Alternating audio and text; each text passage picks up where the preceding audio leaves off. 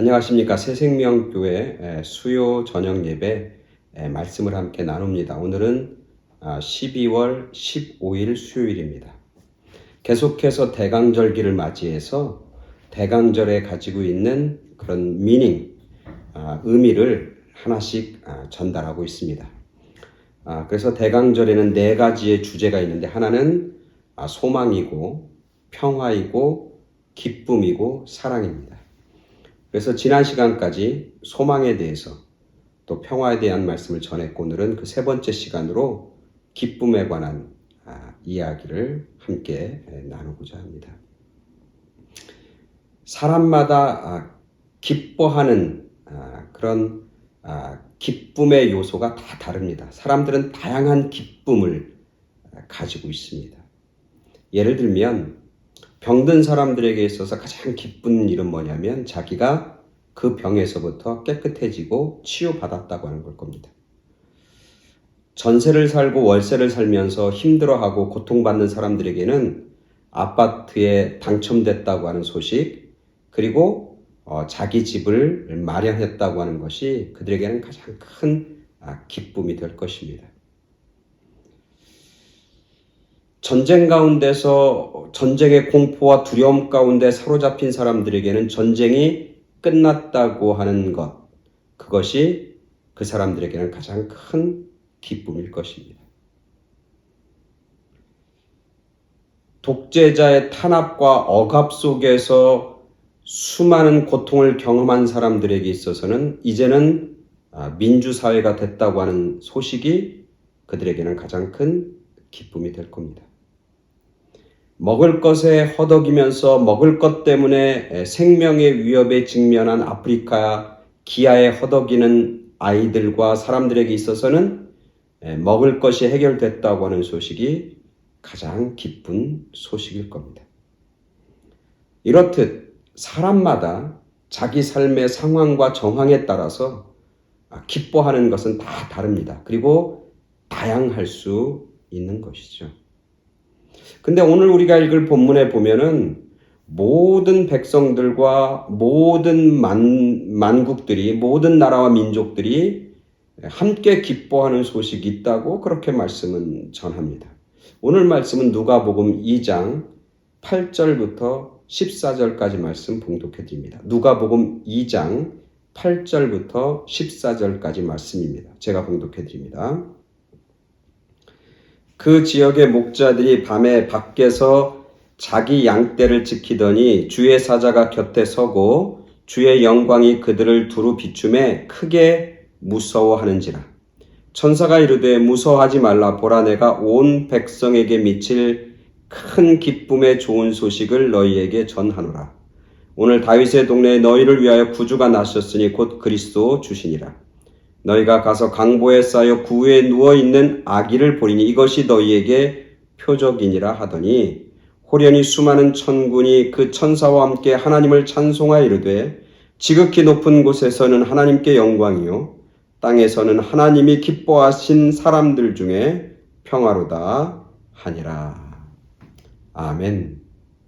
오늘 말씀 중에 천사가 목자들에게 전한 메시지가 있어요. 그게 10절인데, 천사가 이르되 무서워하지 말라.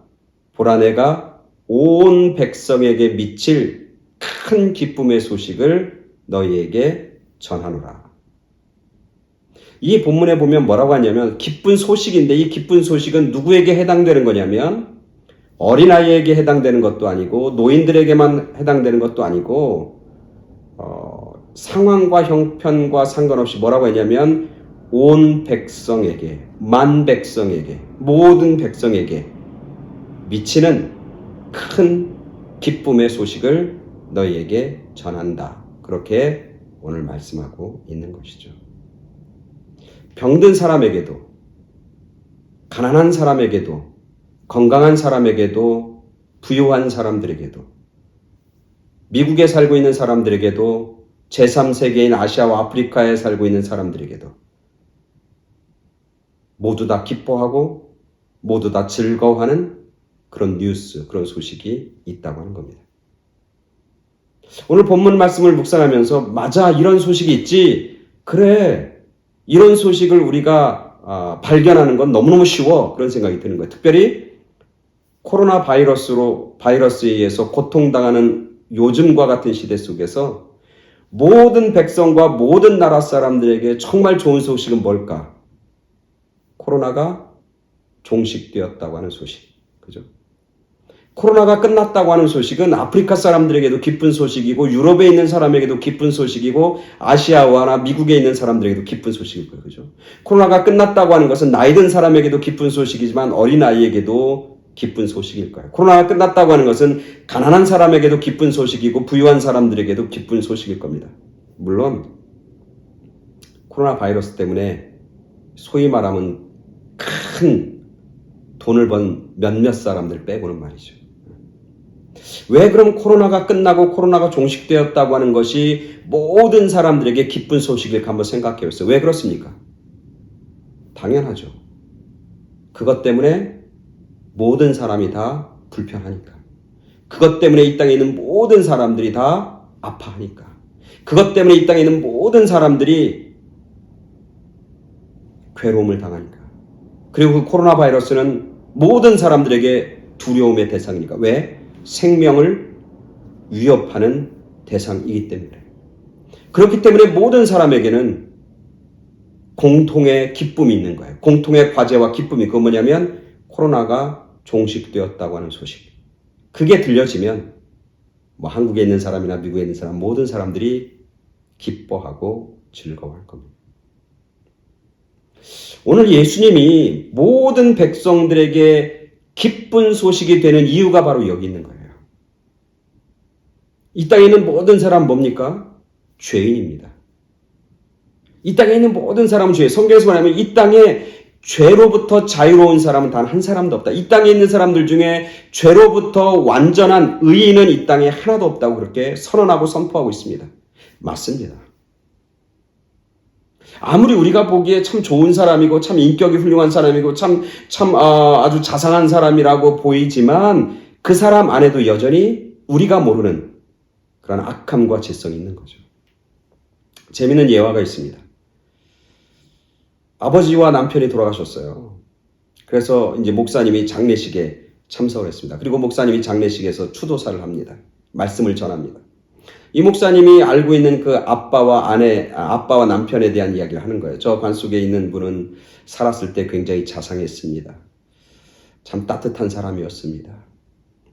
아주 아이들에게도 얼마나 정말 잘 해줬는지 모릅니다.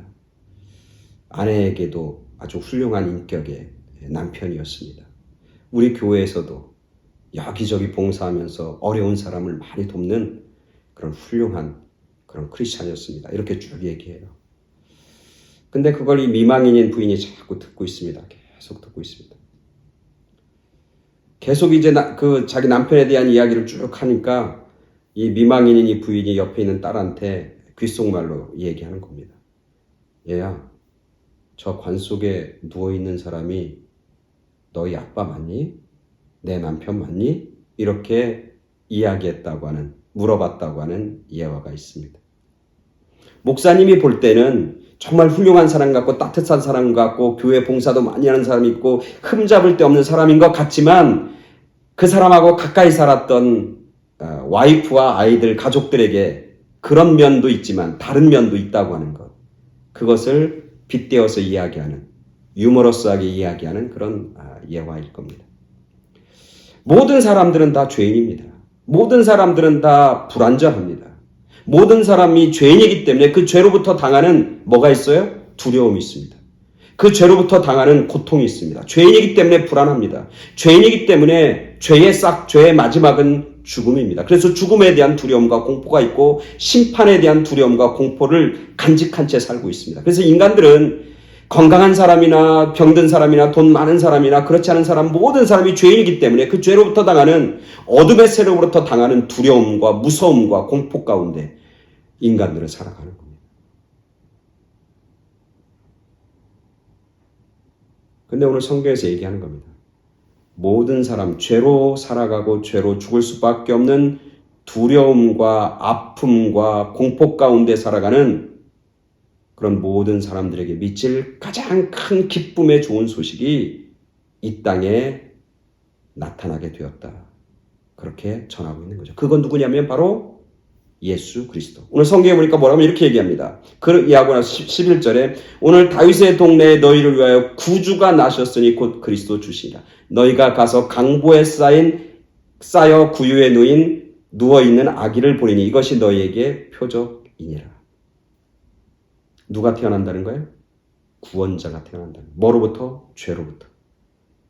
죄로부터 당하는 고통, 죄로 인해서 느끼는 아픔, 죄로 인해서 느끼는 절망감, 죄인 것 때문에 느끼는 여러 가지 두려움, 그것에서부터, 공포로부터 구원해주고 해방시켜주고 자유롭게 하는 그런 예수님, 구세주가 이 땅에 왔다. 그렇게 말씀하는 겁니다. 그러면서 뭐라고 하냐면 그런데 오늘 성경에 보니까 그 아이가 그 구원을 베푸는 그 구원자가 누구냐면 강보에 쌓여 구유에 누워있는 아기를 보리니 그게 표적이다. 이것도 참 재밌죠? 구원자가 나타나는데 구원자의 모습이 정말 연약하기 짝이 없는 거예요. 별 볼 일 없는 거예요. 아무것도 할 수 없는 그런 존재 같아요. 그죠? 아기, 누워있는 아기가 무슨 힘이 있습니까? 근데 누워있는 아기인데 그 아기가 누워있는 곳이 어디입니까? 구유입니다. 구유. 말구유. 보잘것없고 자랑할 것도 없고 아무 힘도 없는 것 같은 그 아기, 말구유에 누워있는 그 아기가 바로 표적이 된다. 즉 구원자와 그리고 모든 사람들에게 기쁨을 전달하는 그런 기쁨의 전달자, 구원의 전달자가 된다고 말씀하고 있는 것이죠. 비록 구유에 누워있지만 그 아이는 뭐예요? 하나님인 거예요. 비록 구유에 누워있는 아이지만 그 아이는 뭐예요? 하나님의 말씀하신, 구약에서 말씀하신 메시아이고 구원자예요. 이사야가 선포했듯이 한 아기가 우리에게 나타나고 한 아들을 우리에게 주신 바 되었는데 그는 누구라고? 영존하시는 하나님. 그는 누구라고? 우리의 모든 것들을, 우리의 모든 짐들을 다 짊어지고 가시는 영원하신 아버지다. 그렇게 이사야 9장에서 예언하고 있는 거죠. 말씀이 이루어진 아이. 비록 세상적으로는 힘없는 것 같지만 하나님의 말씀이 성취된 그 아이에게는 결국 모든 사람에게 기쁨이 되는 구원의 기쁨 소식을 이 땅에 전하고 증거하고 이루는 그런 위대한 능력이 그 아이에게 있는 것이죠. 그래서 오직 예수님만이 모든 인간들, 죄인인 모든 인간들에게 주시는 가장 큰 기쁨의 소식은 바로 오직 예수 그리스도밖에 없다. 그래서 이 대강절기에 기쁨인 이유는 바로 그예요. 예수님 이 땅에 오시는 게 정말 기쁘고 우리 삶 가운데 정말 예수님을 기다리고 우리 삶 가운데 예수님을 간절히 사모하는 이유는 바로 그거예요. 예수님만이 우리를 죄에서부터 구원하시기 때문에 예수님만이 우리에게 진정한 기쁨이 되기 때문에 그래요. 모든 사람들에게 여러분의 삶의 위치와 여러분의 삶의 정황이 무엇이든지 상관없이 오직 예수님만이 우리에게 기쁨이 됩니다. 그 예수님이 우리의 삶 가운데 오시면, 우리의 가정 가운데 오시면, 우리의 일터 가운데 오시면, 우리의 심령 가운데 오시면 바로 그 예수님을 통해서 우리는 그 기쁨을 누리고 그 기쁨 가운데 오늘을 살아갈 수 있게 되는 것이죠. 예수님 바로 그 기쁨의 원천이고 그 기쁨의 그 힘이라고 하는 사실을 오늘 말씀하고 있는 것이죠. 기쁨의 능력 되시는 예수님을 이 대강절기와 성탄절에 여러분이 만나고 여러분의 삶 속에 모시는 그런 귀한 은혜와 축복이 여러분 모두에게 있게 되길 간절히 축원합니다. 아멘. 감사합니다.